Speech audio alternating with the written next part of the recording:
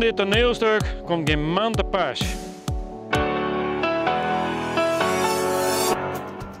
Voor Ik Ben Benijd is uw panel alle dagen op zoek naar cultuur in Friesland.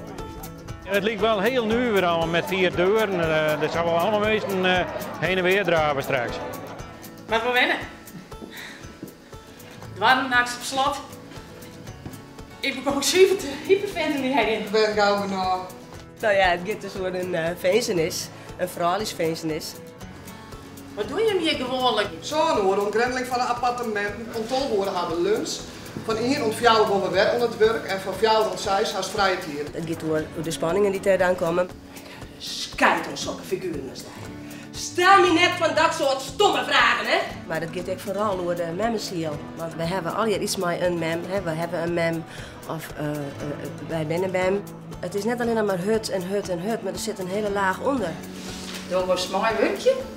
Net vergees. Van Kimberly. Kun je eens lezen wat er met bij daar had. Misschien het standbegrip. Vooral de schaamte, ja, en die komt er zo nou aan goed uit. Ja. Schuld en schaamte, dat zijn 2 hele wichtige woorden. De schaamte, hè. De schaamte dat mijn ouderen zo vallen.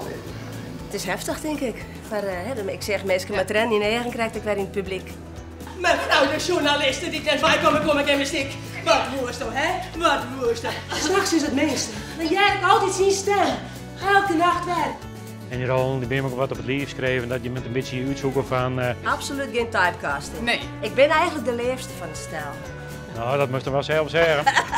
En dat je er een toffe verjaardag van maakt. Nou, ik vond dat ze verschrikkelijk mooi spelen. Die gezichten, die gelaas trekken.